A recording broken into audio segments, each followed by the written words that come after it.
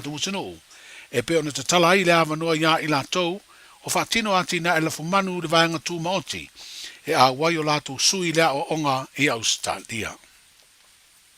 O Samoa le atunu mua o wha mautulo na mau o le fua i tupe 2 miliona ta la tupe Amerika.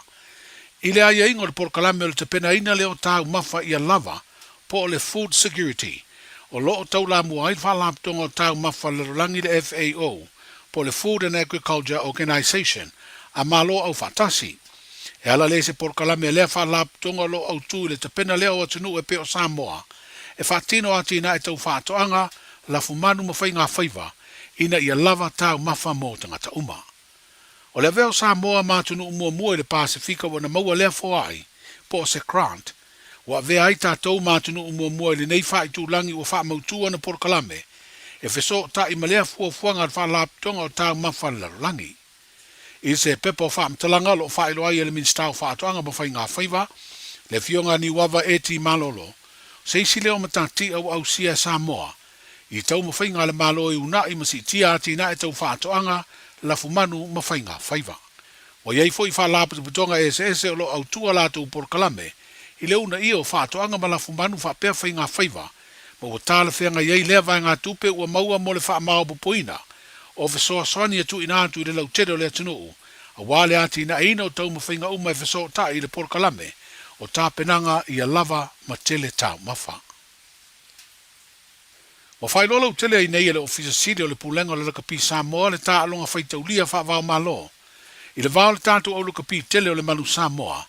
Ma le au malo si a fiti u wha moe whaia lei roto rua i New Zealand. I le asono o le masina o September o le tausanga nei. Lo maulunga le teletonunga o le pulenga o le lakapi le tunu ma le pulenga o le uni lakapi fiti. O se tā alonga le awha ali ai le langolanga o tātou tangata Pasifika. O au mau ma wha mautu ai i Aotearoa. Wa wha iloa le ofisa siri o le lakapi rotorua, le lio Andrew Wilson, o se wha alo mawalunga le tali malo ai le tā alonga whaitaulia, i le vao ni au lakapi malo losi mai le Pasifika. O se tā alonga tā ua tele lea mo fiti ma Samoa, a wā tā pena penanga wha ngā solo mo isi tā alonga wha vao malo, ia mise foi o le tā milosanga o le ipo le Pasifika. Wheloa ia tai au mo le tawalunga, soifua.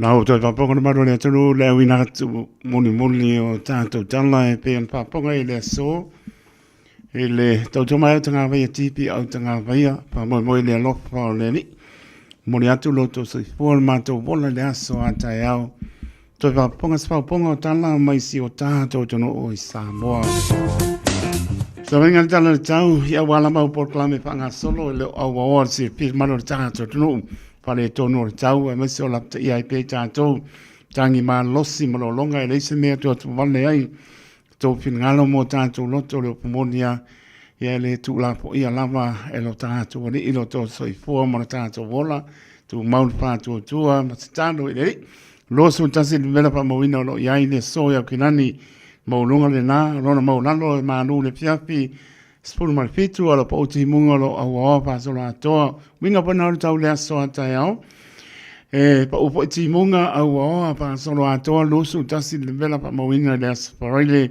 malona manu le piafi spulu mal fa manea tau lea sto nai sulu life mai awa po i nisi vaenga o kilani spulu iwa le ma panapana lea sto nai malona manu le piafi spulu mal le lua winga pa nau tau lea sa Manea sulu lai o omo i tāpo inga i le atua. Sulu iwa le mapanapana i le asamano le maru le pia pia suma tasef mei awa o nisi vaenga o kinani. Se mai ngata i pale mo i la tau tāpena i ai pale tonu tau le so pa pina po i atai au le asparaile manea tau le so nai o sāsanga fua. Ia ai le lama le tāpena sauni o alamani pe fea tupu mai nai tā pena ei ame lau whaola te whoni pia vei, whautuanga le water safety ni sila maritime ni sila, mai se whoni tanga venga le CC. O le tai sua au kilani lua miru te ele whaa de pawe ane la, na sua le tai au kilani, to e sua le o le tai le lua spuru minute le lima, i le afiafi o le so, lua spuru iwa minute le valu le tai ane lan sua le tai o neanga, to e sua le o le tai le tai le valu i le poana nei. O le tai sua i manu kau hiet, ta tonu lava le tu lai fitu le tai o le la, na sua le tai i manu kau, to e sua le o le tai le afo le fitu le afiafi o le so, ma le tai sua i muru wai. Ma bet na sua le tai le iwa minute le fitu le tai o le la, to e sua le o le tai le lua su lima minute te le fitu le afiafi o le so. Patalo pati o tātou tunu i Samoa pele o tō pinangano mo tātou loto.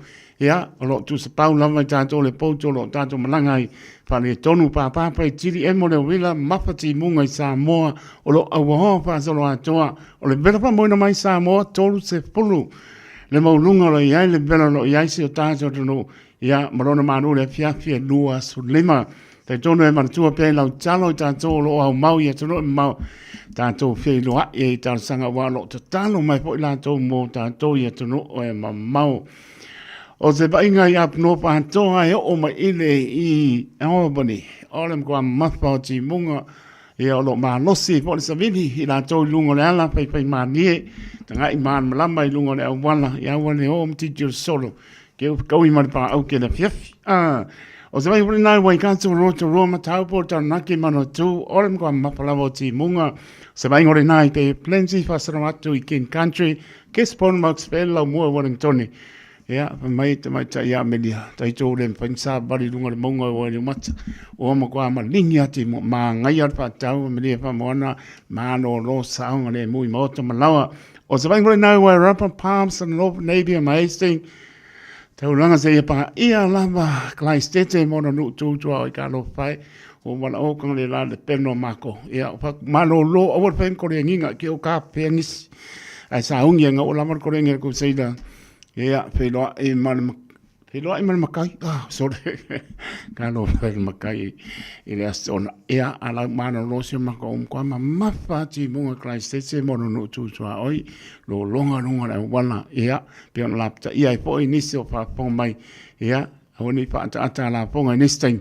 Ia, ngonga ni mea tupu mai e pia whaata mana i tātou. Mara ngang whanora i pui le ni. Mano le tano i lungo ala, whai mania, tau no i maota malawa le manuia le alofo le ni. A wale whao ngā ina le telefoni, ta wale no le mua le pāsia mo ni. Ta ngā i mana malama i whairo i lungo le wala, lei ase si lungo le tūla fono. Ia, male ngā ngā whaaloano, e leo se whātonunga. Ia, ale tū alano, male ngā ngā whaaloano. Sulima biluta o te ale tūlai fitu, tau tua le Radio Samoa, sulima i watonu a mo. Si mai alau whaponga Samoa le tātou, por klamba le ngā upu tupeneina te uso ya asiava tui pea lo e maeva mai au kinani. Nai, stay me uso.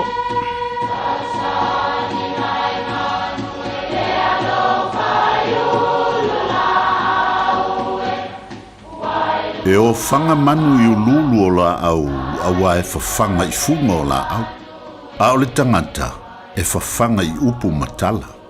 O le mawhileo o ala ngā upu mamuanga ngana Samoa maona whaapongai e a fua ilo na sio mianga. O lona lea sao i le whaatufunganga o le iloa whaale aso mai le tautua se ia o ina pule. O ala ngā upu mamuanga ngana ua lanto mamanuina le tō whamanino a Samoa mana tua foi e tāo fitau muli le atunu. Sina ia au lava le pā. O le maule nei whaapea o le malanga sina maona tuangane o whau mea tai pini ma la ulu. Nao mai ma le pā, o na turi loa mai ai lea e fiti. E vai atu le tama o whau mea. Ua lanta mai le turi loanga o lanto e fiti, o na whaapea atu le ia sina maona uso. Whaawau le malanga, ai o le a o nofo e whaatali le au sanga lea o la lanta mai. Ai tautua nā ia au lava le pā i Samoa sina. Na oso nei le tama i le sami maliwa au ai. Na olo ia le va au fiti i le au ma whaatele ngese ai. ai le I mawhai o na tau fiai. Na whapena fo I le tama o tai pinipini, ina uala lata atu le tuli loa ngā fiti. O le na upu I asina tautua nā le pā ia o lava I Samoa, na oso I lalo maliwa au fo. Na tu ia le va au fiti peitai, na o na telengese ai le I mawhai o na tau fiai. Whabeo ngantai o whale a lupo na osoa I lalo le tama o la ulu. Maliu maai. Ai na mawai I asina ia o lava le pā iuta. Whai mai na malepe le va au fiti. Ai sao sina ma le pā whangota. Le pā lea whapea na matuai longa lo na aina. Ma na whai ai fo I matifi ngā sina I lo na aina. O le upu e whamatalai mea tausi po ni tu ngantala po ni mawaenga e te tau o na ausia. Aua ne ingalo le tau tonga o upu whai alo ainga po ni mawaenga mātua I winga I au tau whanua masuafa o le ainga. Manatua o ainga e whai malanga tu mau. E umatu le au ngā tupulanga, tula I mai le au ngā tupulanga, e fesuisu ia I tangata maulanto manatu, ma talitonunga I lea taimi ma lea taimi. Ai manatua le mawaenga nei ta maa, I lo tato ia tama nei I lo lato tua fine o sina. Sina, ia au lava le pā. Manta I tū mea sina lo ainga. Ia au lava I lona taunu unga. Le ale taunu unga. Ia maupea e suli tautoto po suli moni o le ainga le pule. Ia whaasolo atu o lea au ngā tupulanga I lea au ngā tupulanga a o suli lava. Manatua le va au fiti na tuli loina le va au sina maona tua ngane e whao le pā. Whabena le tuli loina o ainga I lantou e maua mea. Maua tupe ai le on suri. Ona tuule I ai ma le lilo I manatu. E le toe foi I se file mulo ainga. Ona ua whaoa lo tofi e tangata ese. Ia o mai a le whaavavau. O upe oe malo ainga o tau suafa ma whanua. Sina ia au le pā I Samoa. Ia manuia lau whasonga le ne yaso.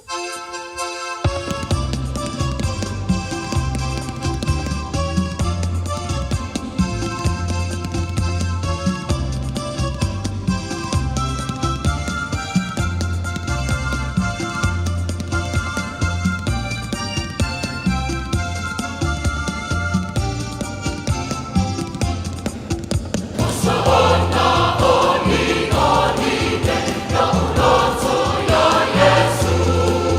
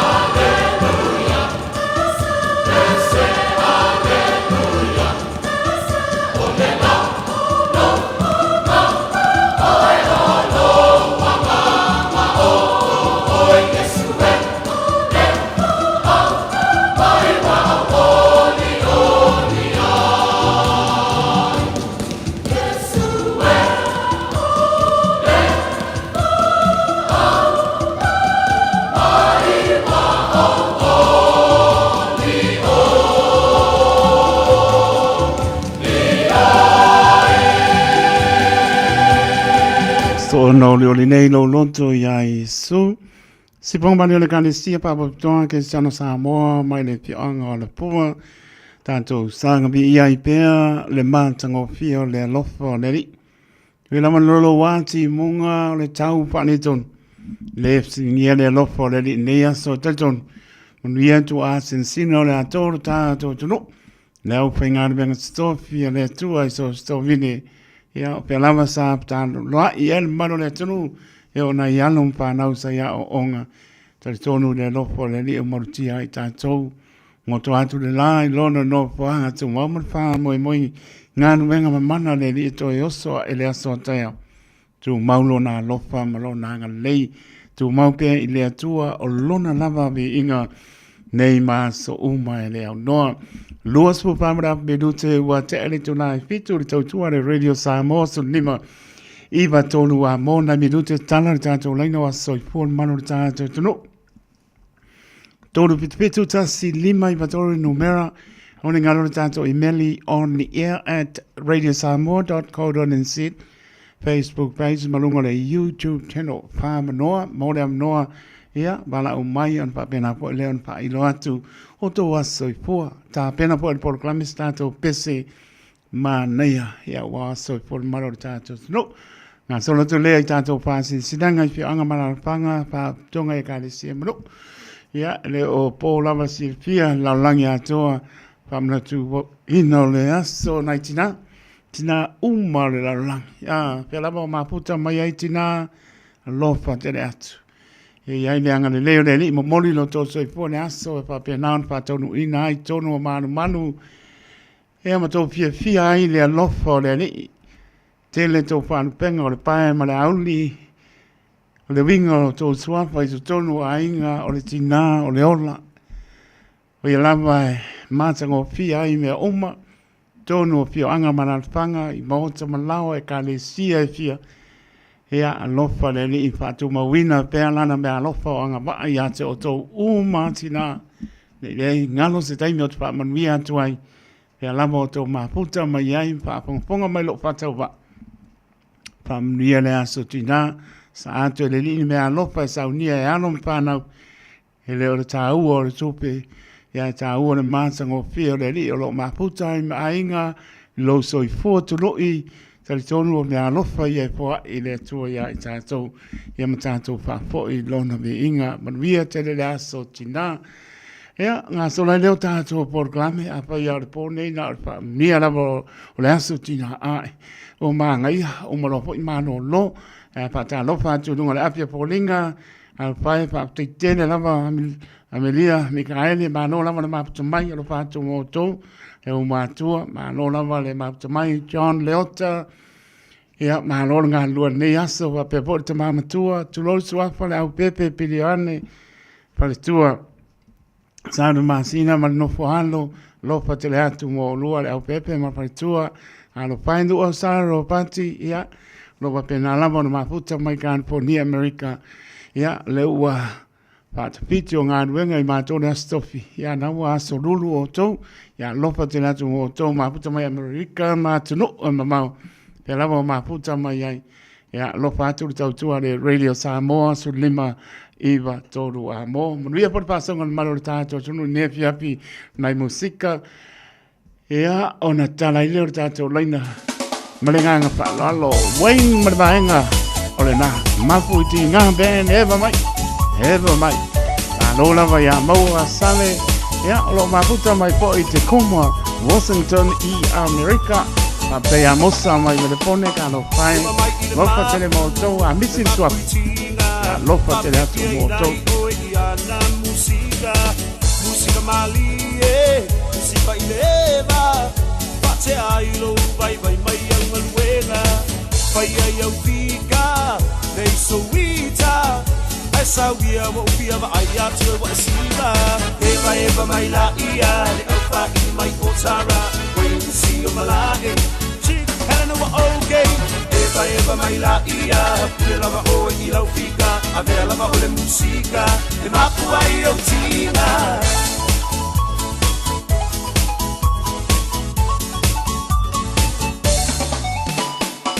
na ia pa anga vai vanga e mo moli atu le nei pesana I o lo faanga le ngata ia te roa fa pele lo rangi atoa o mo o ngai fia tau tua mo e Samoa e ala I le taleni o le musika esa wia sei e fa pia mai a ita eva mai la ia le alfa I mai potara wait to see o malage chick and no okay eva mai la ia pia lava o I lau fika a vea lava o le musika e mapu ai o tina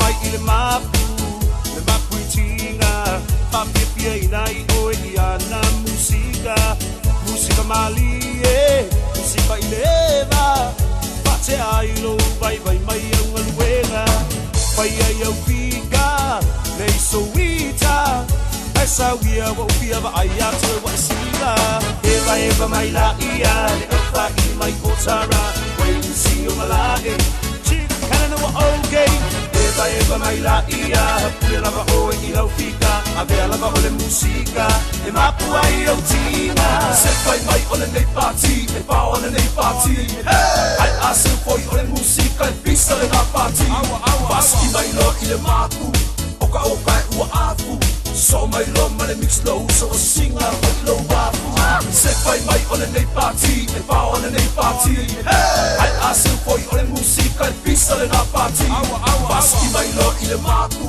oka e ua afu so mai lo ma le mix low so singa o lo wafu eva mai la ia le alfa I mai potara when you see o malage Kana no okay eva mai la ia pia lava o I lau fika a vea lava o le musika e mapu ai o tina eva mai la ia le alfa I mai potara when you see o malage Kana no okay eva mai la ia pia lava o I lau fika a vea lava o le musika e mapu ai o tina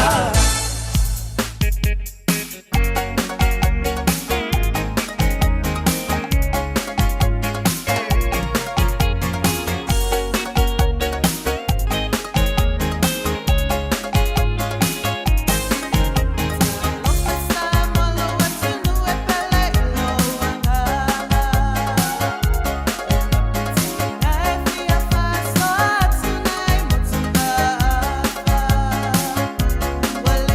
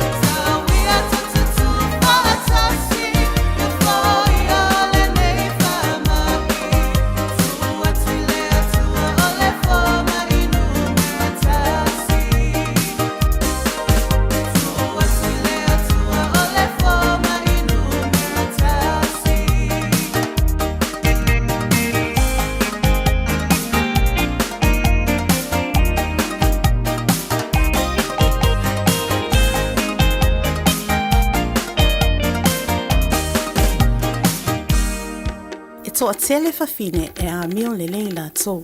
A oe, ua fasilisili oe a i lato uma. Le whana oe, ua latsa mai le aso whapitoa o tina. O le asa o mea lofa mo lo tina, e le aini upo e whaananua i le alofa o le tina, o le pae ma le auli o se a inga, e sili lona tau i penina. O le tau vanga le Radio Samoa mo le nei tau sanga, e sa o le lei mam. Tamaiti, po e mai se video a mam a o ia fautua i le tupulanga. Ia 2 minute le umi o na lafa mai lea i le radiosamoa.co.nz/mama. O le a whaia le se i le aso iwa o me i le afo le sulua. O le a maua ese mea lofa fatsa o waa mo le tina o le a inga. E tatala nei loa le awanoa, awa e te fatsu ai. Ia manu ia tele le aso sa o tina uma o le lalolangi.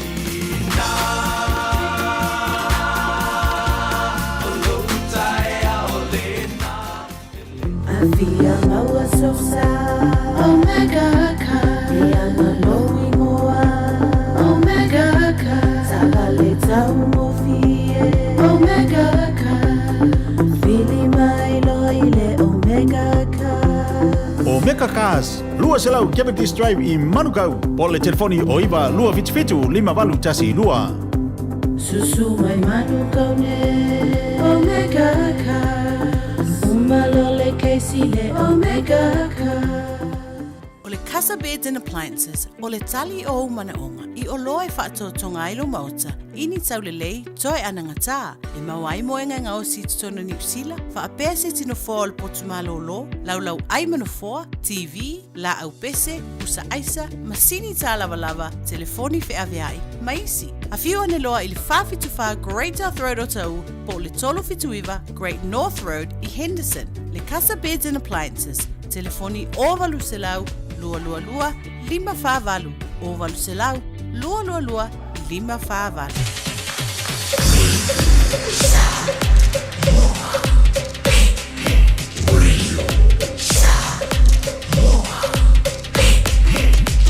Tasi limoi vatu, amo.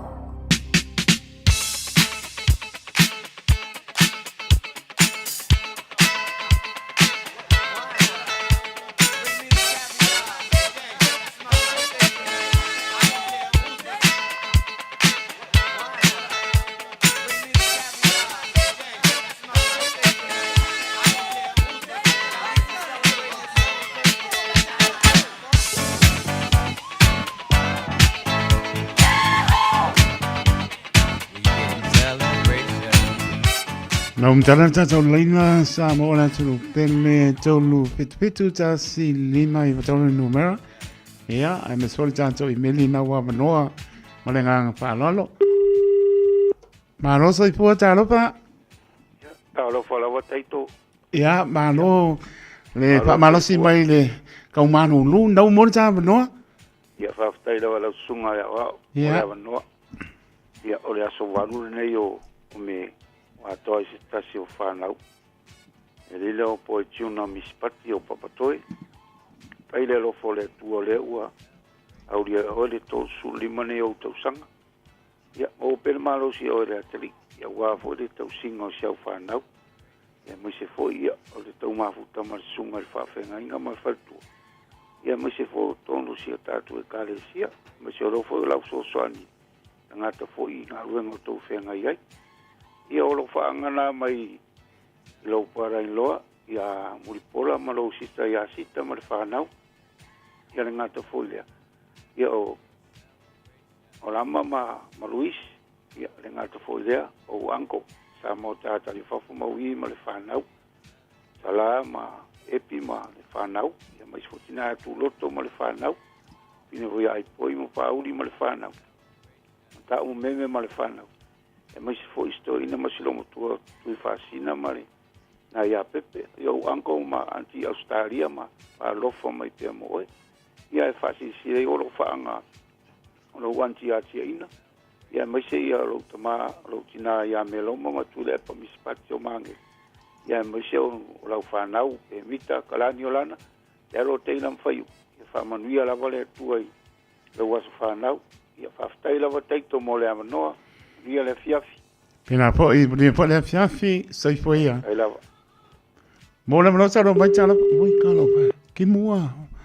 Io le lunga la wala o ma se ti munga ia na no tata o leina wala o mai ai mo le no.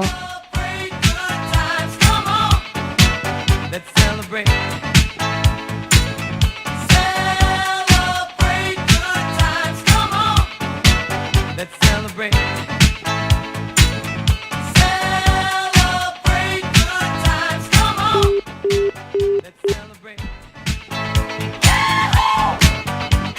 We can celebrate.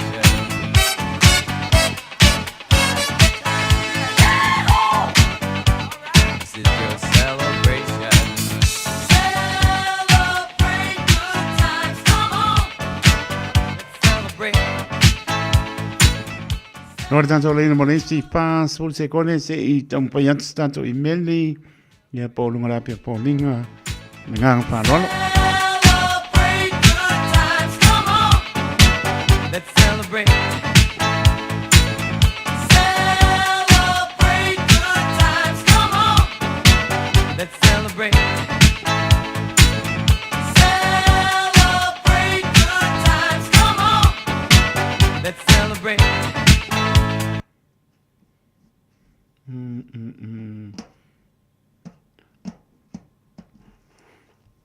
Na no tanto leina mo le los fu se kone io.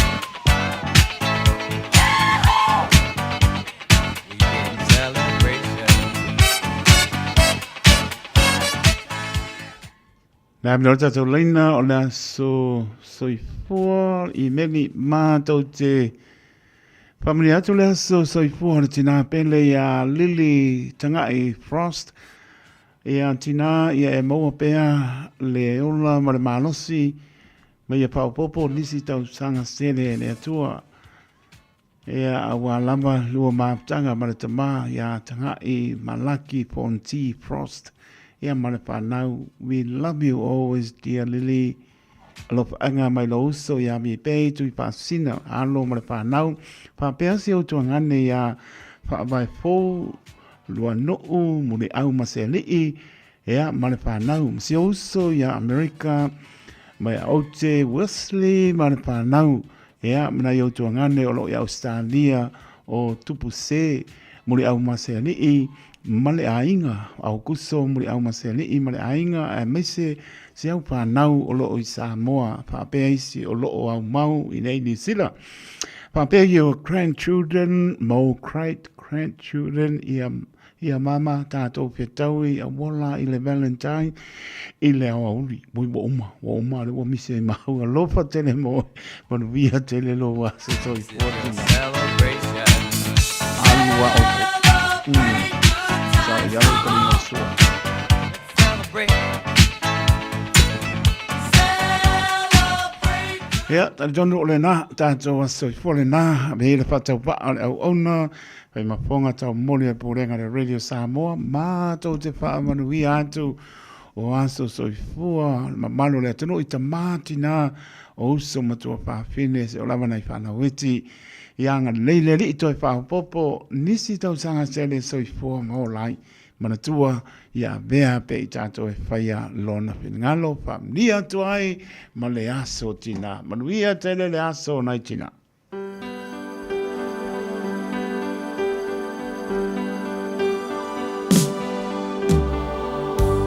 Ao ono whanofo pea lea na wa'u I lo ma'ainga malutina le tasi aso. Ono o whaile se manatu whape I a te ao. Masa o tusi nai rosa tusi, ma tu I lunga le lau lau. Ai o le se atu mal fale. Ma ina ua taunu mailo tina ai le fale. Sa ia mo ina la tusi. Ma o upu ia sa tusi ai. Tina ea. O te manao I e te tongi ina mai e te au tupe mo a ngā wenga ia. O le sasa ina le vau. E 5 tāna. O lo tai ina mai o alala mo le tāwhi I asa uma. E 4 tāna.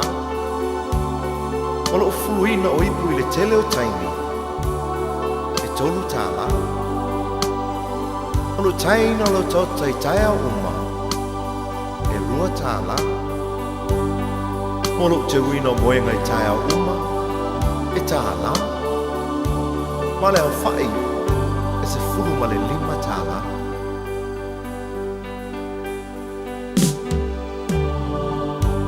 Ina o te fo I atu le whale. Ua le ailo tina. A o upula nei o lana tusi. Sa o taua veina o ilo manawa I masina iwa. Ele ai se te tongi. Sa o whaasusu ma whanga ia te oe.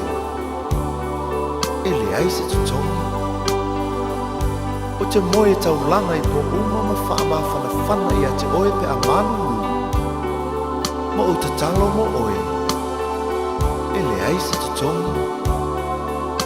O te pupula fo'i le ao a toa ma le pō ma si I oe le whale mai pe hae mai. Ele ai se te tongi. Sa o whaalawalawa ma tu inatu o I lea onga ma te tongi lawa onga. Ele ai se te tongi. Ma o le te tongi te tu inatu I a te oe mo nei me onga. O lo uola, o lo uolofa, o lo umalosi a toa. E tausia I oe. O utina o le tumu I le angalofa Vea oe mawhaaola I le ainga Te le whaafiti pua puanga E ngalo whapewhea I le tina E whanau alana tama male tinga Nā loi matau le alofa E iona mfoa I taimi o pua puanga Tai Nilingi mai lo manuia I lo utina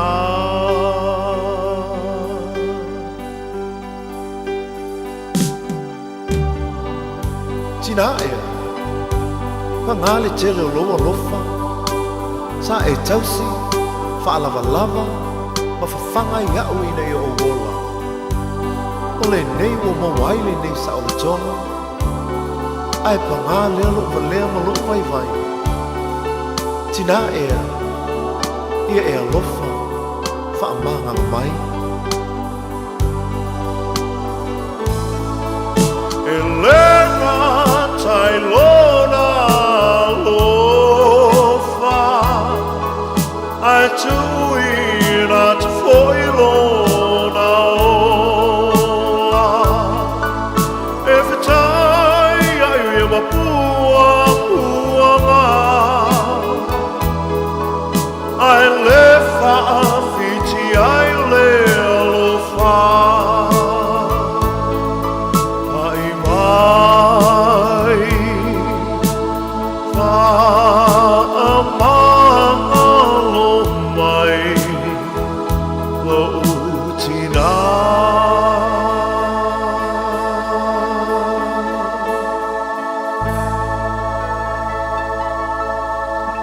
Matango pia se po Mario Willi Tavita, Kalo Pai Tina, Pai Mariauli, o le ola I tonu mota manawa. Manuiolo to waso lo patene atu. Tama ele patonu wina. A ole to waso me ngatai ve o moe o iai ta pena le tina. A wane ngalo le tama. Pai le leise me alofa. Fatana sua maisi ai moni. Pai atu e pai se me alofa leise on paritua fe mai teito e lo so tina. Ia, e le aisa utala e pai le tūru na, so I fua se o tina, o le na, pai sa o mea alofa leise o tina. E o ne ngalo, le o lo au dia, lo la eitu lo, o le o pai ala wipti. Ia, pe mai pe makiwa o ke kausi atu oe. Ia, le lave. Ia, ele I anu ai mas, ia, o lava. O lava I tala. Ia, e tai tonu. Mau e o tau tina, file mu o le li. Tō moa file mua leni. Mele silim tā ua. Aolo tō soi fua mano loina. Tā ua ne tono mota malawa. Lo e teu teu meo lo pantu I te tono whanapo tonga tu lo. Tono e ka le sia o mota malawa. E o tono ma lo ka peneta e o iai. E au le ngai lau tina. Matang o fia le tina I te tono mota malawa. Pamnia le ni. I loto waso mo moli ai loto so I fua. Telen to mea lofa e saunia e alon whanau e meisi o tama. E meisi o sili o na whamanu wia atu o le atua. I loto so I fua malo loina. A wao tau tiu te whai le aso ma le aso. Tau tua lotu, tau tua atunuu, tau tua tono fio anga marafanga. Ia whape ina po I tono o tau ainga. Whamia ne tua. Nisi o tātou whasisilanga le utau nu mai e pe umai sa awa. Mo koe e mo mani mori ukele pa mo koe e mo le empala. Afa meika ku. Ia. Ai, afa meika ku. Oe ke adu. Awane ngā lo sau lo minga o le tusi o le so ngā ma le lo minga o le vau pilipili e mau aifa alu penga o Samoa I sifo tutuila manua. O nisi o tana tuu o Samoa o ala ngā upu o le mtawha I oi al matai I le whainga o whāna milave pei o whai poiponga maliu. Leo se o singa o ainga psili pa inga o paolo si I whaaloalo whaala ngingo e kāne sia ma le tele o le ngana whaaloalo fit se pulu tā la le tau. Nau le ofisa lava o le Radio Samoa, toro ono ba toro hope o Avenue I Manukau City, monisi pa mtalanga, tala noe lau ponga fia o le mata ofisa I le oiva luono lua tasi lima I batoro I numera. Oiva luono lua tasi lima I batoro I numera, pe tanga iane, shopradio.samoa.co.nz. Pa isa oka, a toa tino le tamu. Manga ia, pe umawa o umale sika pasi silang las firngi ya mele so ko do wo uma le wala so van ya sautu papa Samoa le ata to ile la au mo na la yo pa ia sautu papa Samoa mai le tai sama le tui manu o se ia pa ia le tai ula na panua e le ai se vave na te ngā patia tau li maina o Samo pa ngā a wau ta oto a se mai vasa ua mai a ona tu ula upua o le nei pa linga pa sinu tonu si o matou nu o sa punawa pa le anili ia wale pa io alo fa nene le mabalu o toto fa maupu I le loto I fale o le manu Samoa ai mai se o matou pitono o piu o lo suai le suapa pa rupea alana ta e mātua le no ma le mamanu I le pito a ai pa apea le lauti na lau ne nei ua tasi nei inisi o li impai pule o lo tātou no sa awai le tātou maftanga mua o le usuia la tātou fono I le astolu tasi o me a po le vanu li tai au o le tuatosi lua pātasi Kirk Pride Road I Mangele ia wane pā a moe pia whātau nuina I le aso lua se fulu o yuni. Ua whātau sanga ina si o tātou nuu se so soani mo le pausia ina o le pale a onga mo alon whanau o lo tātou nuu wha mole mana tua mai sau tai ia mo se tātou wha mana stino. Mo nisi whamtalanga tala noa mai le orua tasi ona tolu ona wha maruiva orua tasi tasi ona tolu ona wha manuiwa, wha tai sai nia e li impai pule o sio tātou nuu, sa punawa i whale a lili.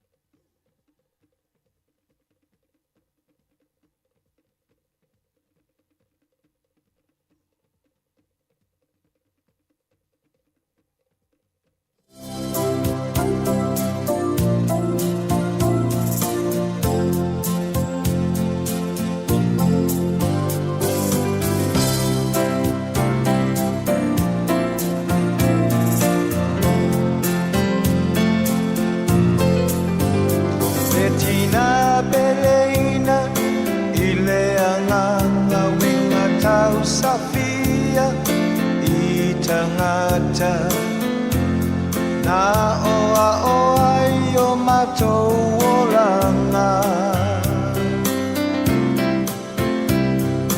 whaafetai ia o e mama i o uti ute e te lifatamala fofonga alofa mai le amatanga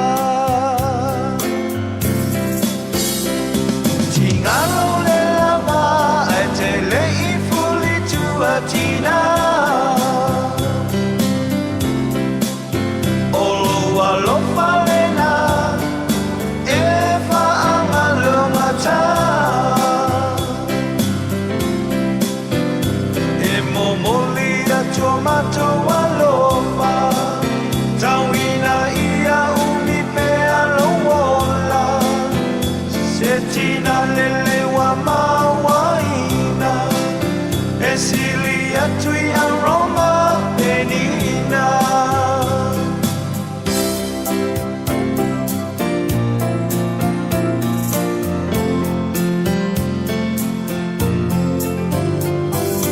Whaapetai, mama amalo Watini leuto ua e malo Wataunu ua i o mana onga Yola lelei, ma fia fia To angai lelo tu whaitau ne tu sipaia Yola ma le manuia Tingalo le lava ai te lei fuli tua tina Olo alofa lena e whaangalo mata E momoli a tomato alofa Tawina ia umi pe alola Se tina lele wa mawaina Esilia tui aroma penina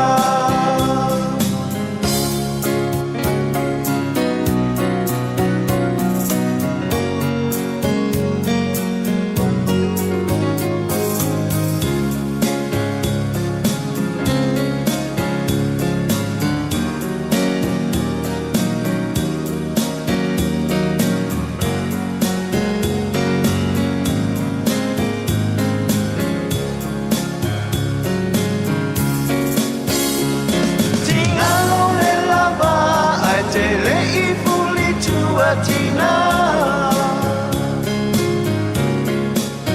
Olo alofa lena E whaangalonga tā E momoli atua matau alofa Tauina ia umi pe alomola Se tina lele wa mawaina E sili atu ia Roma penina E sili atu ia Roma penina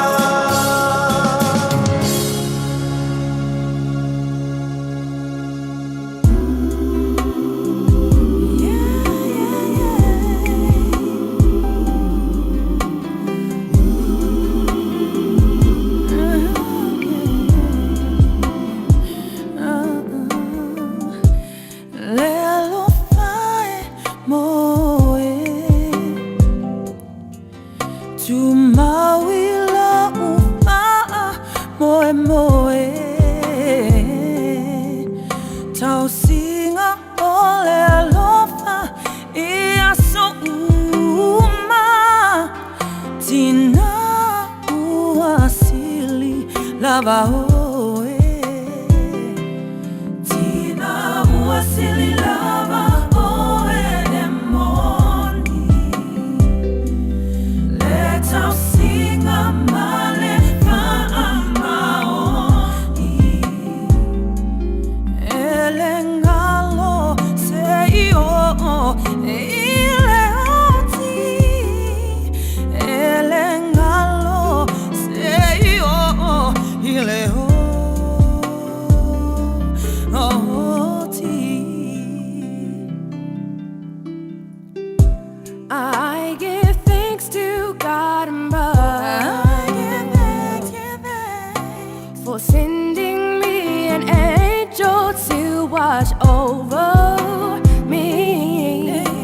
It's gotta take us back. Ua na ole Radio Samoa se furulima iwa toru a mo e tau tuaina o e ilangu ngana fitu aso le vai aso.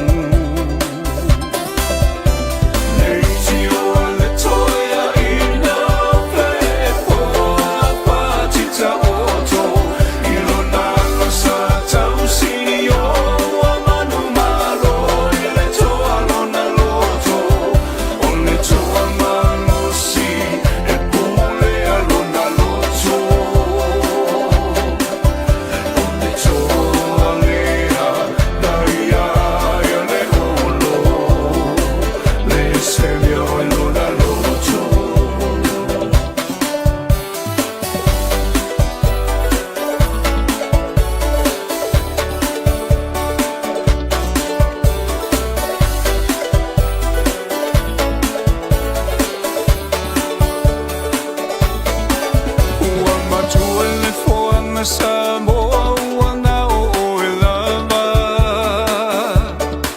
I lalo langi tele o whanga tama Tua whale le papa, uma whale le moana E uina e mativa, ai tau mawhai lava Oh,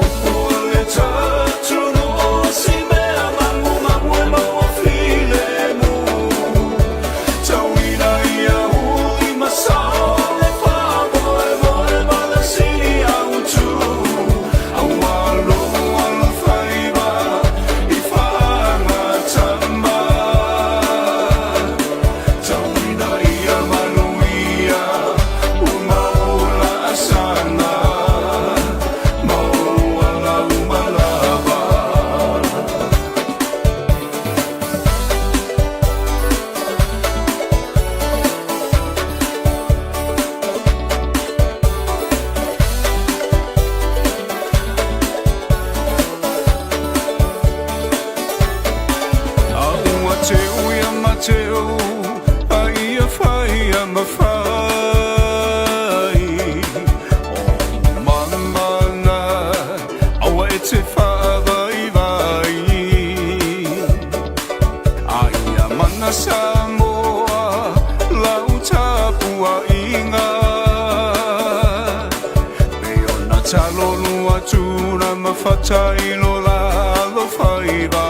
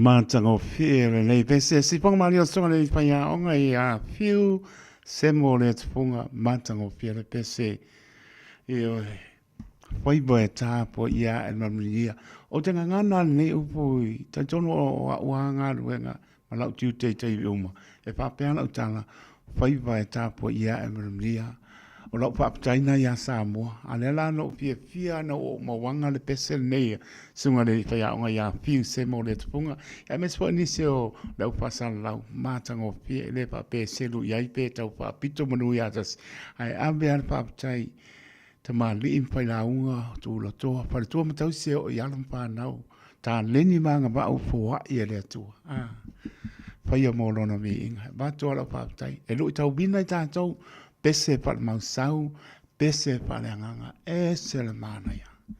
Nei a lau pa fonga, ma lau pa longlongo, mau se mele le oe, mau se mele ia. Amel vi inga le atua. Pa malo, au sunga le pa anga, fiu se mo le tupunga pa aptai. Ia le upua e pa apea, arisusi. Le ase ipu wai te abe mo le so oe de mau ia. Ia, on pa aptai nai lau sunga le pa ia onga, o ai tangata manato mai ai. Lofa tele atu, lau sunga mlia po I vai. Pia ngai ai, mispoli pare tua ma le no poalo, ta leni ua. Au o ai le ia, pa ia morona be inga, e pa aptai, ma tango fia le tautua pese, tautua le, ao wina o alon whanau, ia meise so se ala o lo pa ngai nai so I fua, fiu sebo le tupunga ma le tua ma no poalo, ia pa ia mor be inga o le tua, pa aptai tele, meise o tamani, in pa launga, Fale tua matau si o ano mpanau, ia o tau tā leni pese fale mausau, pese fale ngang, esel mana ia, lui tau wina I tātou, ia amen mi inga lea tua. Su tatsi minute o te aile tu la manu le tau tua le Radio Samoa, su 5 iwa tolu a mō. So koe wai pōpenga ngakai whasisiranga lenga, ioi, mai koe roko a ko whasisiranga ia keu, pa pele si fio anga so le so no pa si sina o pol la mai pa so kwa la ko pa si sina nga ta tono ma le la ta po inga Samoa pa te tele la ma la ta po inga manuia la pa sa nga nei po la to lunga le ala poi le ia tau au pe ia au lofa le lilo to se fua pa lava o pa nga ina telefoni ta ore no le mo le pa si mo li pa le tono le tau tanga I mal la mai lunga le ala ia wa fa ilo fo ilungo fo hatia mai se wala tu la fono tato sam bali le ia se si lungo tu la fono na wo mai io alungo le ala ia no fa manatu lava na ona whamanatu ar tō whāna ia te oe, whau tauta lea mai se o le mea lofa neri, poto le ata mai, ma fau tonu ai.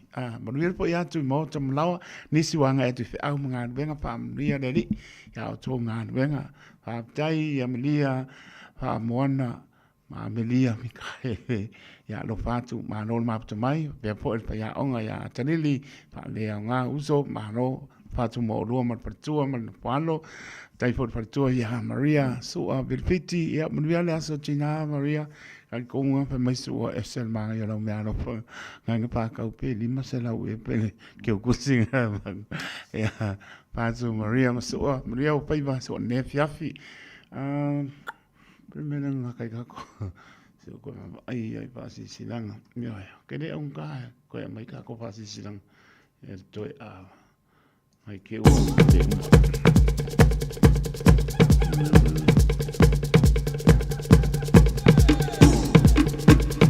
mo le pasi silanga mo por camine por mai me singe ka pa pai me ka ko no anga por morial pa anga lai tina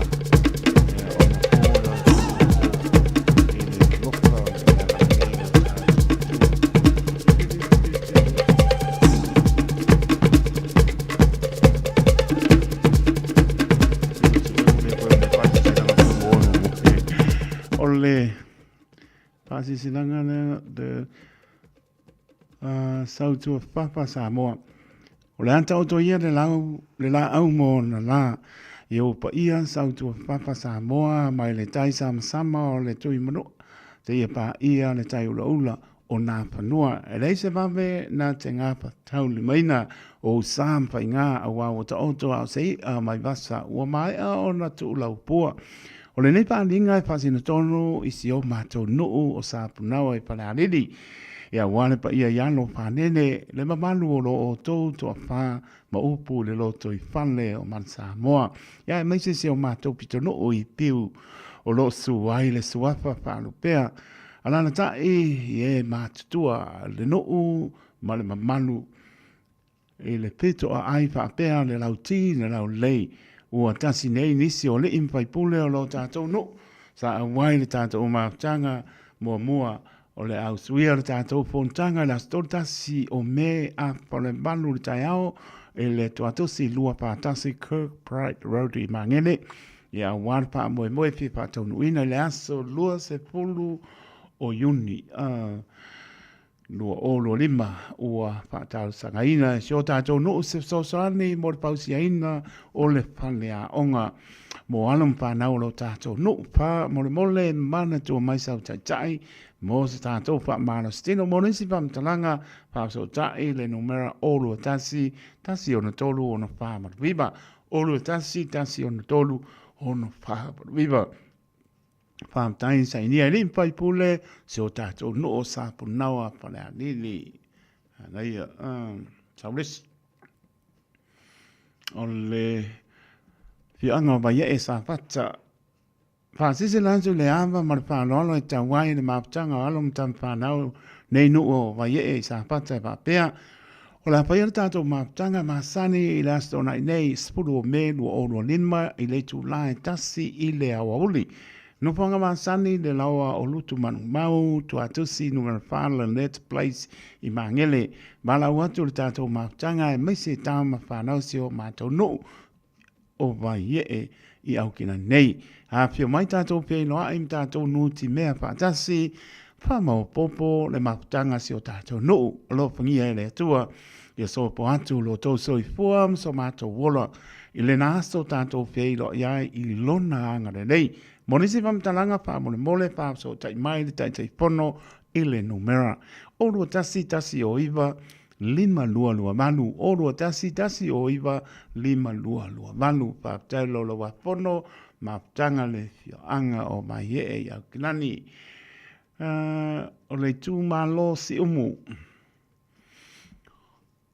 Ta loloia o tau sā ma paingta Samoa e le papao ina pa tupe o tau le fonga pa ia po i o le atua ua ta pui po ma vau tu mau e malu ta pui i le tui bebe ai li poi ma tapu malae le ati po niu, mātou te pātulo, masanga pātulo ai, a o le nei, wala awatu ai, ta ua tele le nei pāsi silanga, pito mosi o mātou i tū mālo si umu, sa Samoa ta mā tu u, malio, le pale lua o tu la pale, utai le wō, ma le pale tolu, o ngapa ma paolo e maluai, ia tari tonuina, matua lava le lei, matua lava le lei, sia tātou malo longa, ua tusa ma le whāle neo masina, mo umi, le umai o ni ngā wenga te tele sa o tō ngā pāti ai, ia, whai mai, e toi a matai po i se isi ngā wenga peololo, leia, ua levo na tau nuu le tusi le ka le sia katoliko i si umu, tāsi lava, le lotu lea i titono le tu malo, tāno sangaina, tātou mamtanga i New Zealand nei, se epsosani mo le whaamaya ina, o le hō le ka le sia, taritono e le te le, ai mal awai i le anganga maulalo, e fia whaia sa tātou, sa lau pulenga, mo lea lava wha moe moe, tātou whata waia le asao tina, se i uma lako o ngai, o mai loa, lo le lotu le tai au, tātou whono loa le fiafi, le tu la whai le fiafi, i le laua o tu tu la pou. Ea, Sulima Emery Avenue i Mangele, a pio mai, tala mai ao, so pinangalo, nio tātou manatu, e so i ai se ula mo so oi, mo le Katoriko Roma i si umu. Ea, whaaptai tele lama o te whaeono tu puola lafi tu la, o te whaeono Samuelu Tanuasa, o lua toloa ta bita soa, a suao sio whaalongo, po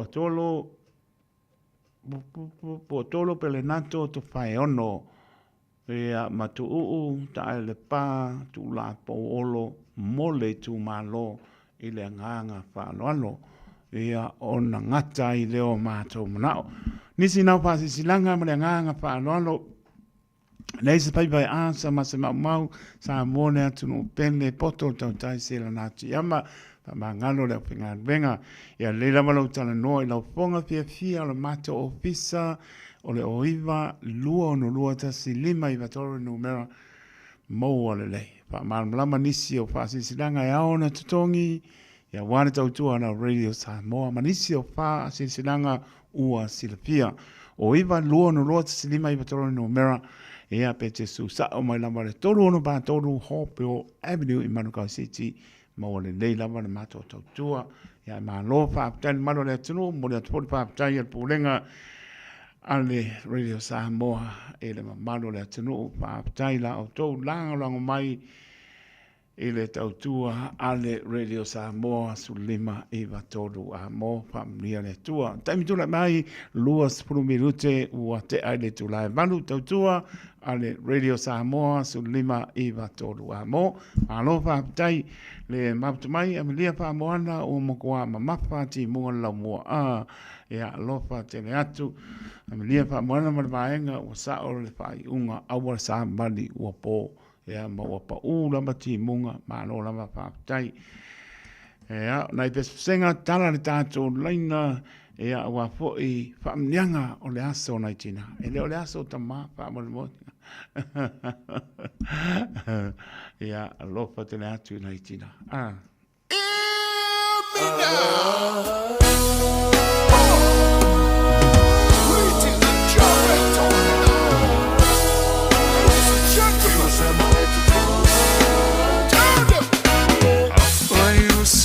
Se aua lofa I tusia ini upu yang aua yai langona se ua pele I loto mamana tu au ni alofa anga I ainga mawo ai mafutanga o vawa yo mao usu se se malie usu se manaya ese fatu pulangona ese fatu pu fia ese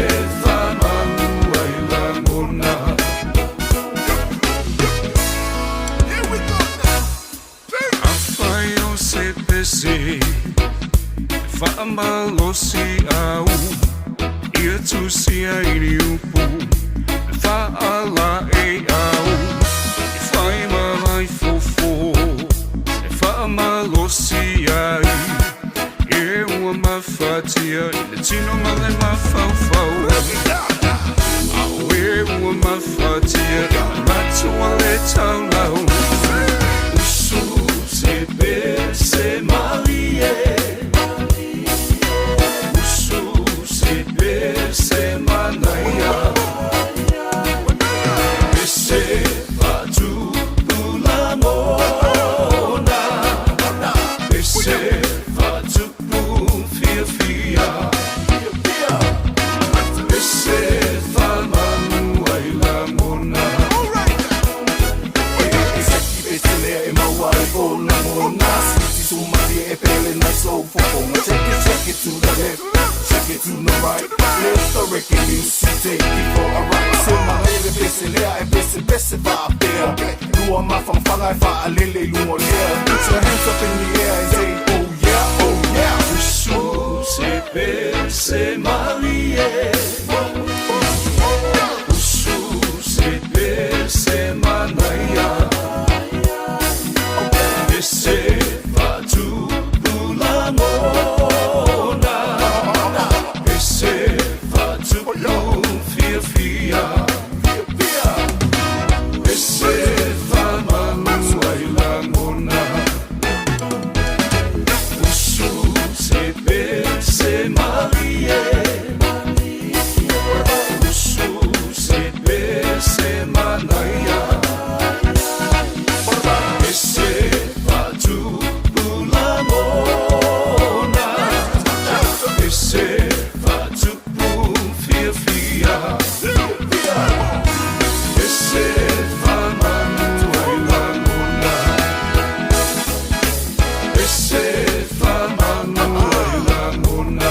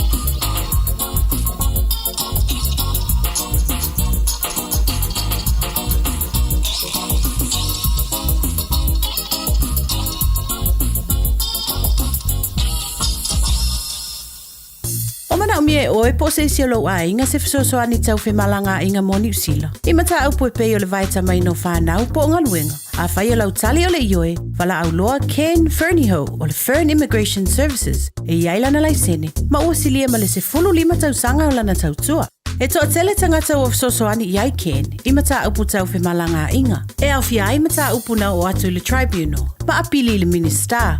Tanga iane le mata o Facebook, ma le upenga te whailangi I moli mau. Mo nisi whamtalanga, wala au mai le Fern Immigration Services, ma tala noa ia Luisa, I le oiva, lua ono lua, tolu lua lima tolu. Lua ono lua, tolu lua lima tolu. Po le o lua tasi, tasi lima tasi, o lima. Avia maua so sad, Omega ka, Iana lowi moa, Omega ka, Sabale tau mo fie, Omega ka, Fili mai loile Omega ka. O Meka Cars, lua selau Kepetis Drive I Manukau, po le telefoni o iwa lua fitu lima walu tasi lua. Susu mai Manukau ne, Omega ka, Umalole keisile Omega ka. Matau te whaia ni fo aroi le aso lava te fio mai ai I le Shine Dental, ai e ia inga whaapitoa. Matau te salia le Afterpay, Zip, Q Cards, whaapea Wins Quotes I le Shine Dental. E whaia fua whaatalanoanga ma le ACC I le Shine Dental. Le aise tongi mo whanau I le bao le se furulua I le se furuwalu tusanga I le Shine Dental. Talanoa mai le tongi no le whainga o nifo I whaunga ai le Zip, Smile Now, Pay Later. Le aise tului I le Shine Dental. A fio mai le 555 Great South Road, Manukau pe bala au le lua fitu ono fafa. Lua fitu ono fafa mo le Shine Dental. Talo fa Samoa. Wa ule ne yo kas futialu. A wale suia le ngila wa le kio. A eva mai I le se fudu lima iwa kolu. Amo. Radio Samoa. Bevela a.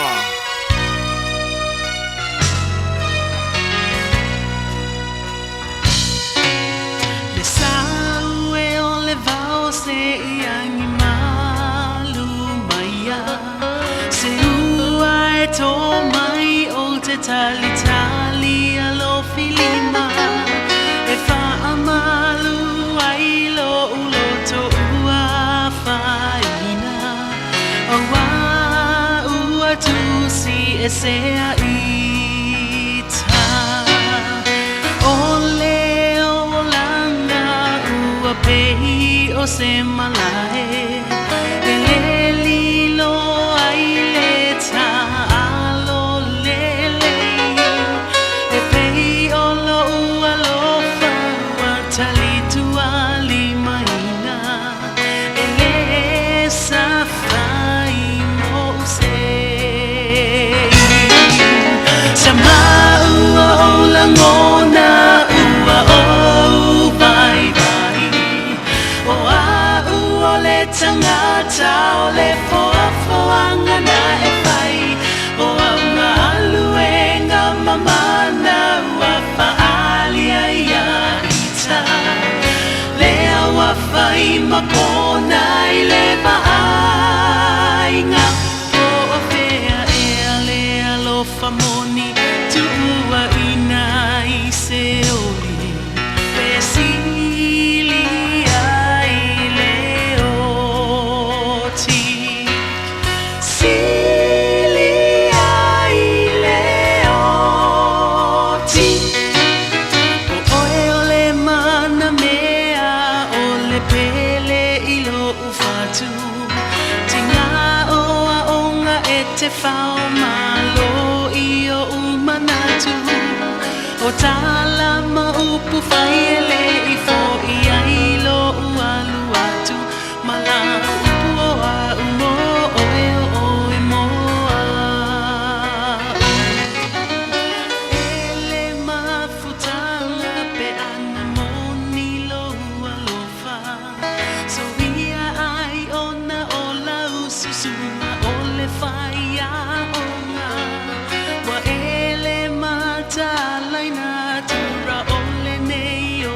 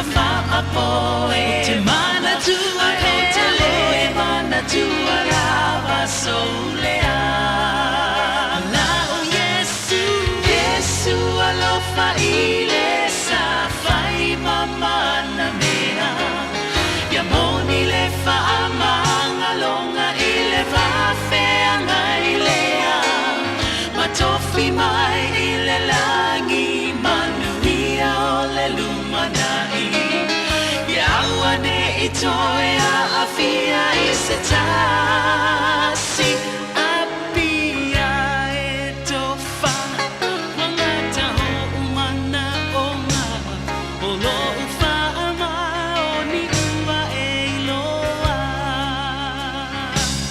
hope to see you in heaven honey tofa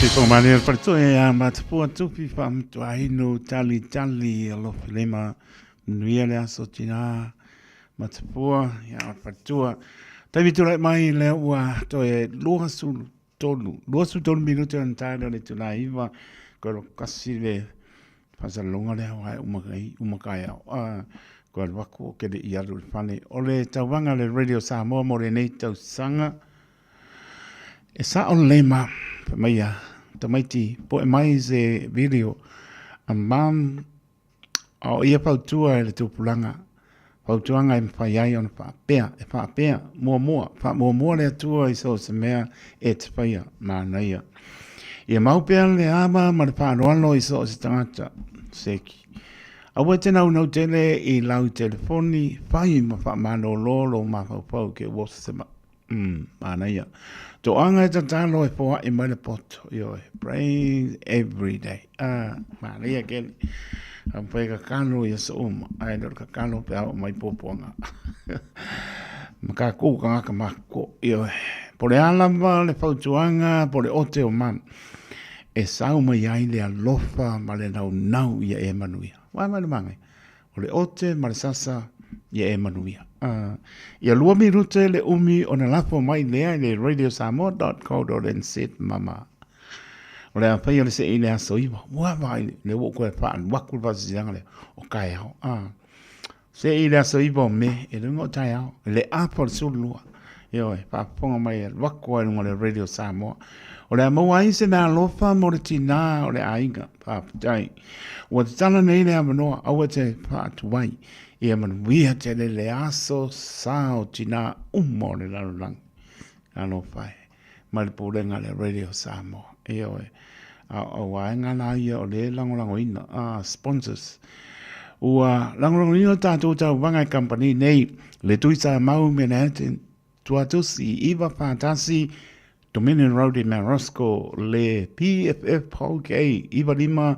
St. George Street i Pap Toi le tā noa tasi lima iwa o neanga mori o neanga tele pa u mole aso o tina luas fultana fast fultana le tops ngā o tina tamata e ama 5% discount wala whaptai tā noa poli mangaia mangwio whaiwa rovat Sweet Secret Cake House Tolu Station Road i Manrewa le o tahu Beauty Care Away Level 1 Tolu lima pitu Crates Harvest Road i o tā o tau mangai ia maraka muri le e veni Pacific New Zealand na Coulter Drive i Auckland Airport ia mai la tau langa pa tai voi la tau sponsors lango ina nei fa moi ia pa mia ana va meu fo i pa tu mo le ia ko ia so le ko fo ia ko marka mane ia lo tara tato laina tolo pitu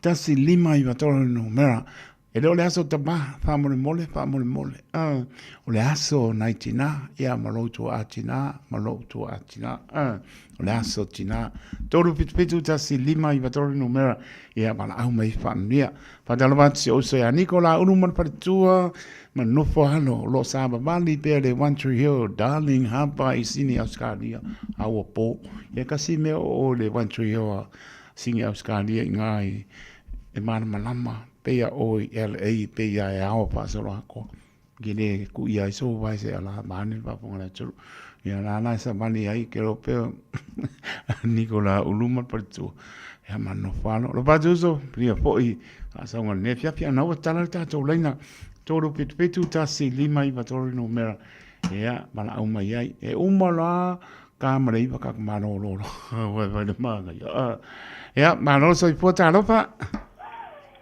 Kalo fa la ufio ngam ko kaulangi. alo fai le au wa mai o lo manini fa tua mano falo A confia le lo fo le ni kula fia. kau kingo solo ko mano le au o le asa mano palestina Ia o mole fa ma la mangari ko. ia le le O le aso o kinga. wa o lo wa fa me alo fo ka ma le o le ai ele fa ngau o la ko waso la ko fa me alo fo kinga sa au ko pese. ia a po le ngo kana ko le afia e le o tala no tanto a pa yak se me alo fa mai e le o so china le o ke piyama o te piyama por pe lava ke anga ele tanoa o ke piyama moni pa maongi e le o so tua a ia lili ia ai pele ate oi o le sa o le Ka o le ia le sa ngonga ia pe fo nga e si le fia. ia Ia o le winga le ka ko ka manga nga fa pea. Ia o el ke mulmu. Ia o mo opse me aro fa lo makua. pa betai Ma mo kari ka ko ka ma. nga sa o sa no anga le au ia pa betai ia o le tama mo le nga venga le lei Ai sa o le ia o. ia e fai mo la le me alo fa ave lo tu atina ia nga fo i mai no le fai fo me alo fa ia ma Io kai ko o le lua fe ma le valunga vala wele ko se ukinga. alo fai Ia lai ave me alo fo ka kalo mo ia.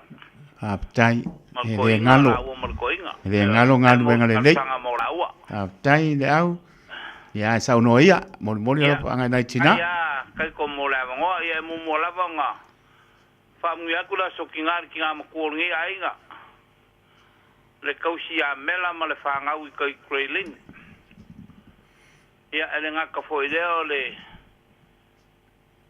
kama kai leo ila lo worin kongi o fa fo fa mu le ko la so kinga fa fo ia ele nga ka fo ideo o kinga ya sia fa nga u kinga ya riri ya mai se fa nga wiki wa fa ka ko ro ma ya ma pusua ya fa pe ya kupola ya e medinge ma met ya fa mugere ko ya ko o walking ala iki ya fa mugere ko ya ko la so kinga mana ia ya o mai le si ku ngai o ai ngai ya le ole farkua ya mirseke i manukau ia fa pe fo ia ai fo il farkua le malu ia fa muele ko i do ko waso so fu la so kinga ia me se fo il kausiole ko fa ya nga ka ya ma fiu kausio fiu fa muele ko ya ko la so kinga ia fa pe fo ia ni si o la ko i ro nge ko i ngo ngalo ya kia o ko farkua fa muele ko la so kinga ngi la fa mo kuinga i o ko mo sa so fia ma le monguia ai vi i ai de lo fa manga le o de ko i o fa muanga le ba ko ngi fare tai lava kai ko mo lo wa ngo tai le au mo fo ye lili se a so tina fia e me se foi lau ta penanga pa tai bala au mai le au lo panto mo lum tamaiti o kasi asi mere kai le lei pa muia le ko la so kingai de farkua ya siu farkua tai mai siu kingao siu kinga tai tele tua mafa ya lo aulo mato ainga tua mafa sio u kinga kinga ya ko mafa tai la vale au o ya siu ko fin hu le sa ma ko mafu ko ya so ma sengi skenyo skoi o a ka so ma ya fo ta fo wo fa o skoi ia pa tai ele pangalo inga ya le farkua kama mo ko ya Niu ka po. Iu ka pua. Amuiari la sokinga. Ya, meto. Ya o koe alo whaanga o koe mangkuak. Tai lava le au. Ia le koe a ki o kōringi. Ia sokinga lo koa soifua. Ia soifua ia. Ia soifua. Hai lava lili soifua. Maria le aso tina lili. Ia, sau no mai mano lava non sai mai. Pala ponga kai ko mbara se pulang bala ponga sunga la wa pala ponga ko kaulang. Tai lava i tau mau tai malie se aso tina pia mai lili. Ia, mau na mano i tau. Ia se mau fa kai badi la pa long bai lumba Ia, o si lele, ia sau no ia i tau. Ga pa kai mombongo mbori o fanga i kinga ko ya ko mafa. Tai. Ape kinga ya pili aulo. Hai lava. Le far ko sunga la o ya kai ko. Hai lava. Lava kulolo fanga kinga bako kadesia kinga bako ainga. Lele, sau no ia i tau. Kinga ya lofa sap klai leva o ese alofa i manguia la so kinga ape li pinge kai bali tebi manguia la so kinga pinge ape maeri ma ina manguia la so kinga ina ape termbai ma termbaya ape kinga ya amanta falikuar fasau ya arafau amanta manguia la so kinga barfanga ape sungar papenga parkua Filippo ya leku manguia la so kinga leku Filippo kaka songa de kada sianga sereka ape limba kabaka limba sef Filippo fasau limba manguia la so kinga ape crash le falkuar fapenga va elembakiva manguia la sokinga crash fapenga kapsi de fa ilon falkuar biliamba manguia la sokinga biliamba apela ponga lika sipan fasawia sipa manguia le sokinga lika apel fapenga pingiaso orang farkua manguia la sokinga ke or farkua pingaso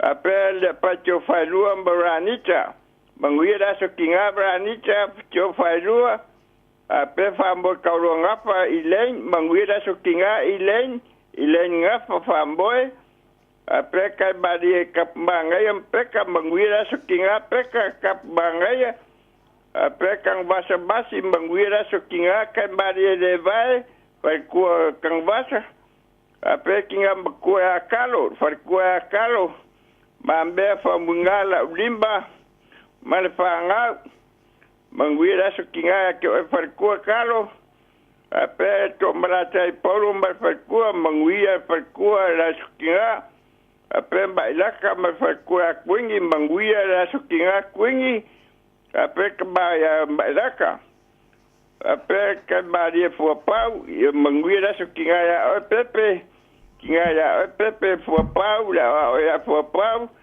ape rongo richo kam hana manguira so kinga hana ambe kinga makoya bainga manguira so kinga makoya bainga ape fuimbongo karsa manguira so kinga fuimbongo karsa lolo siu ape ai ongo isapeka manguira so kinga ai ongo isapeka kangalo papuisen ape kai mbadi pika kinga ya sengiu marfanga manguira so kinga sengiu kai mbadi pika ape kinga ya balai sambuelu kai mbadi sambuelu manguira so kinga balai ape ya kaungaola songiarofa manguira so kinga kai mbadi va fusi ya Helen manguira so kinga Helen va fusi ape perfangi kinga makua perfangi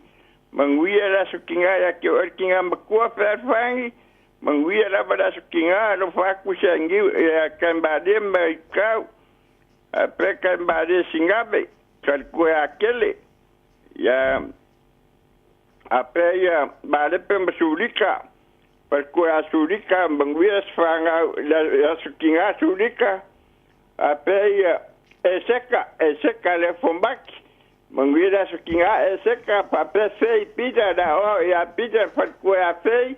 Manguira so kinga fei. Va pe kai badi karifa. Badieka, manguira so kinga adieka. Apeya. Ya ainga uma mbaka kulefanga kinga mbaka kulefanga ambese lepa sabai. Ambese le paka kinga le paka. Ambese so se lumboanga so se la lovaya. So se la lovaya so se lepa manguira so kinga.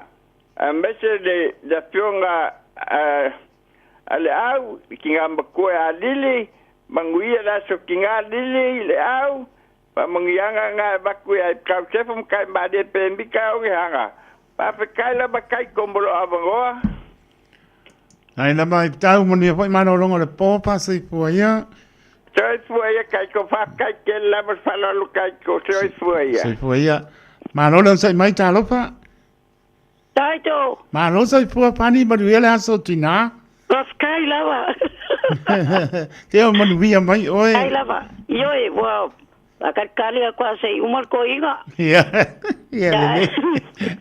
Ai va kai lava ia fa fa longo mai tai mali iputau ia mangwia lava le sautina. Ape ia kinga uma fortua isunga fa fengainga. Ya mai se fo fa fa malolo pensione man malo moto fortua. Mangwia lava le sautina. Ia ngai o wainga uma ngai kinga wainga fa longo mai. Fa mangia ku telefoni le aso sao tina ya mai se fo tua taito ya mangia lava le sao tina ile tina ya filo yaulo por fatua ya filo yaulo fa pesio tina pa fa yo fa longo mai tai lava ile ngata ile ya fo tua o ya Emmanuel le sao tina fa fi au malolo pensione man malo ya mangia le sao tina o ma fa longo mai lo leo Wia kele le satina ia fa mangianga nga le satina va kia telefoni ia mangia la kiu ke tai tolo kele mo oe ya lo pat foi telefoni mangia la bala satina soi foia ta ko felo skami ia le lei soi foia tina soi foa ma lo la bala se ya na no ta to leina ta lo pa ara soi foa lo sunga tai fa mangianga tinga Lelei. Ya tinga ka sa mo isa mo so tinga so lo so yo tawa. Ya wili konge ya ma fa ina ya upu. Ya lo saleo wili konge le ma wili konge. Ya ma la ko uma lava. Ya va pe fo ya lo ka steke. Ai o po va pinga ma ko ka kinga wali kinga wo kinga. Ya fa so fo. Ya maria fo le aso tina ya o tamba maria ma no longo le po. Ai lava. Soi foia. Ya, mola no sa do bai tal. Ya. Na mnor ta to lina ya ma to le panga tai to tina o ma le la no langi. Au kinani manu tu a oi o e ma ua mai lo fa ta wa ya lo fa tai to mesfo o atu no o ma ma sa mo na no le atu pa speaker tina o ma la mo le la no langi.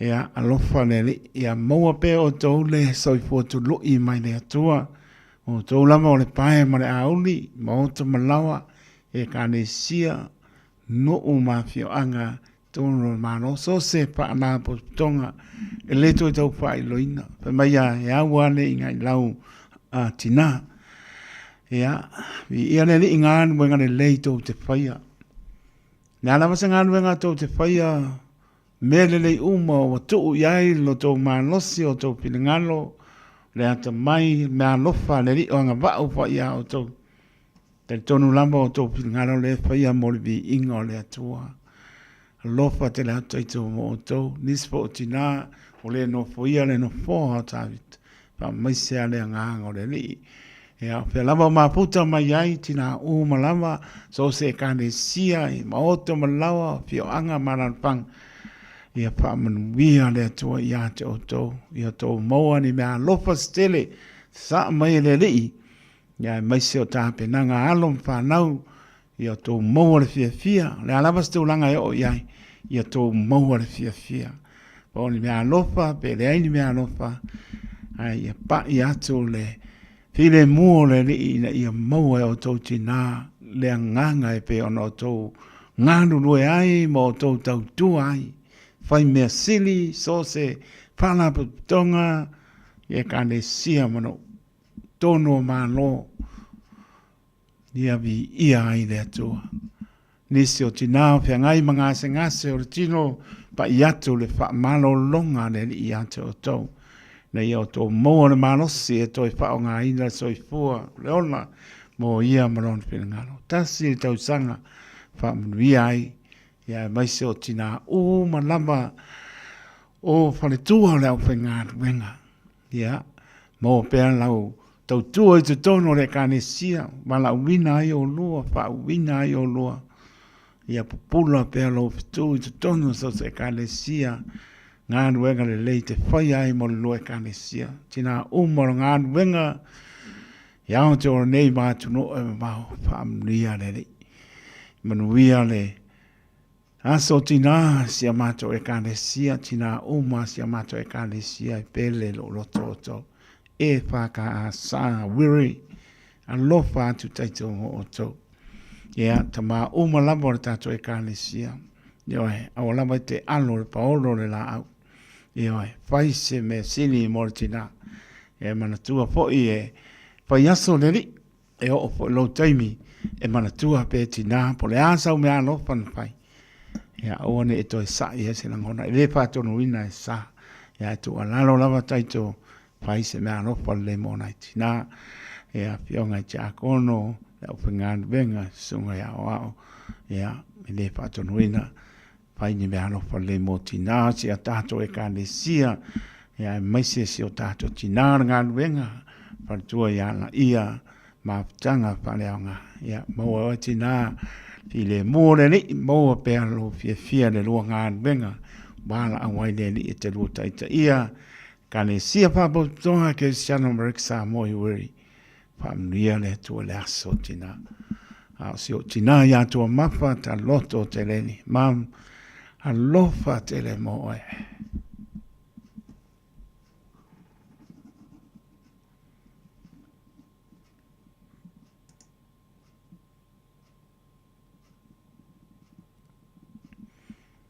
Manuia le aso tina ma toa mafa ta loto teleni.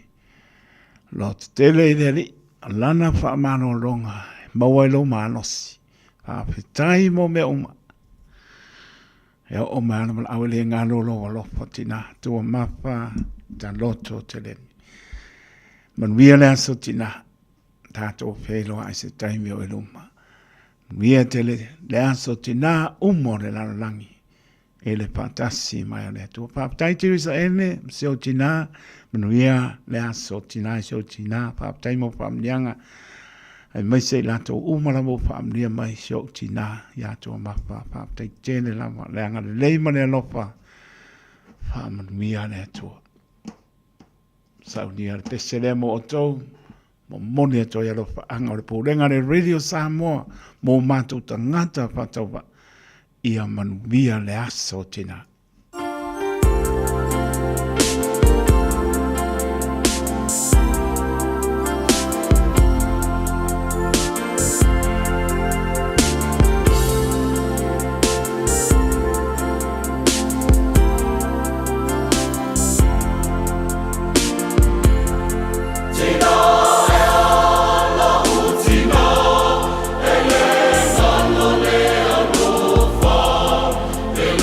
Ele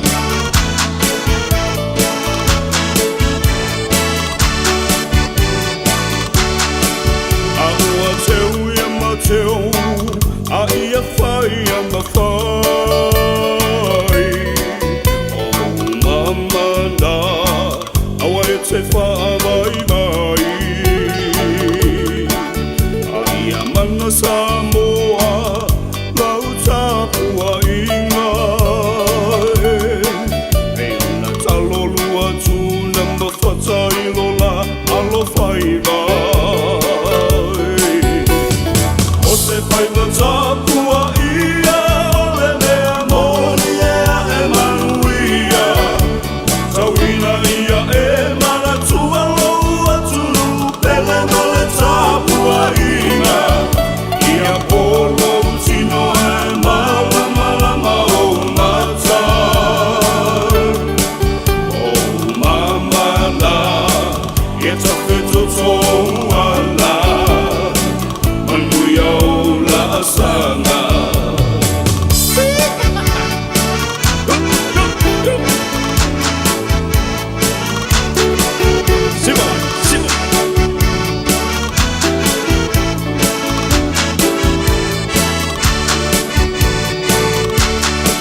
Samoa e la maia Tapatu o tia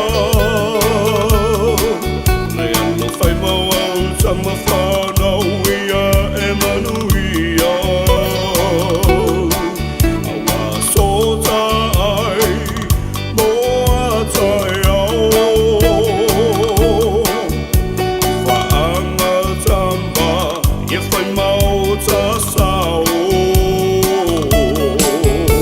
Tauina ia e matua lota whaamai ia whaamuamua Samoa e o le tama sari o tamana o ngai tua tule atua Aua nei o ta whaamoe moe i le malosi Mana tua au au na lea tua mo o puno ai Tatalo mo so taui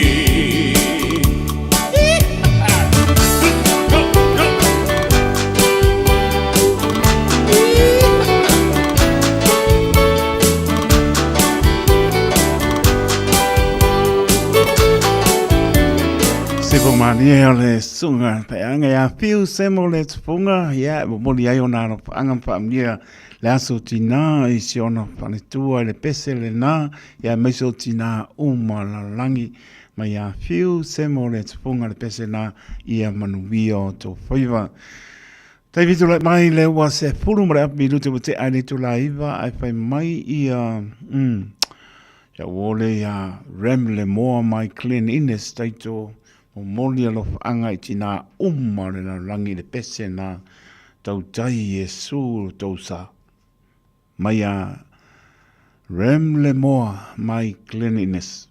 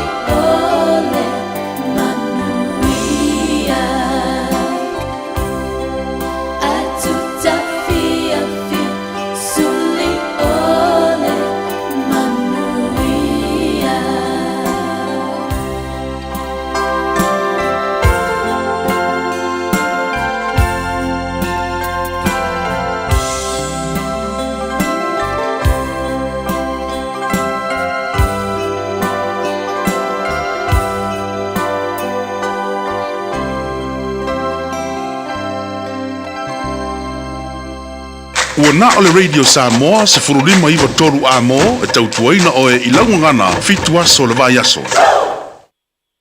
Taraflava o David Tua le nei o lo e whaafonga mai pei le Radio Samoa tasi lima iwa tolu a mo Samoa i amanuia le nei aso.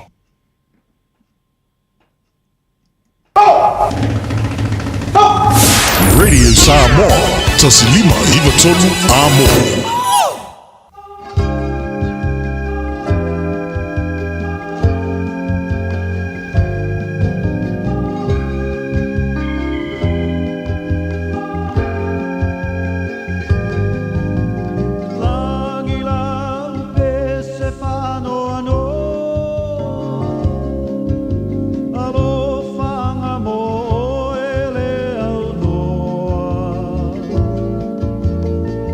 For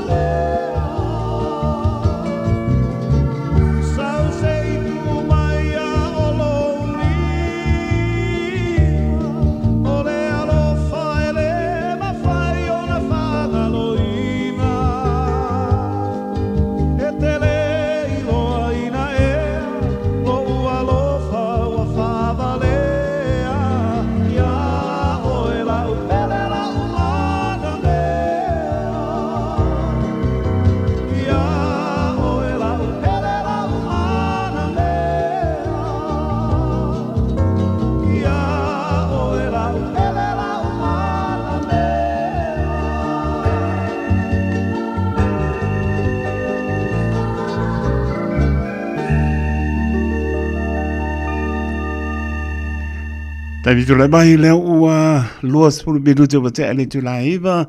Tau lunga mis tau tua le nei po sa more atu no pele pa tai te le lama lau tā po inga. E oe whaiwai tā po ia e manuria pa petai te le langa nei. Lo tau ta lia ino lo patau wa ai mau to manawa. Pe lawa maputa mai ai pa petai le langa nei. Manuia te le aso tina. Pe lawa whafonga mai ai au kinani manu tu soa oi o atu no e mau. Ia le file vole li bo to aso fia le fatasi atu o lo tato tua o le ase ngana o le tau tamani o le ase ngana o sala pa mai lo pole tunu sala ia mala o lo to nganga ke sian o te ma ngano ai no ia mano longa le nei po tia i tato le aflo tele o le alofa tu no lo tato tua to fa mo file muy lo nanga le lei mo le aso atai au i lona file mo o lona vi inga po yatu ia. Nuia mano longa le nei po, taito taloto le au na soipua ma ia manuia.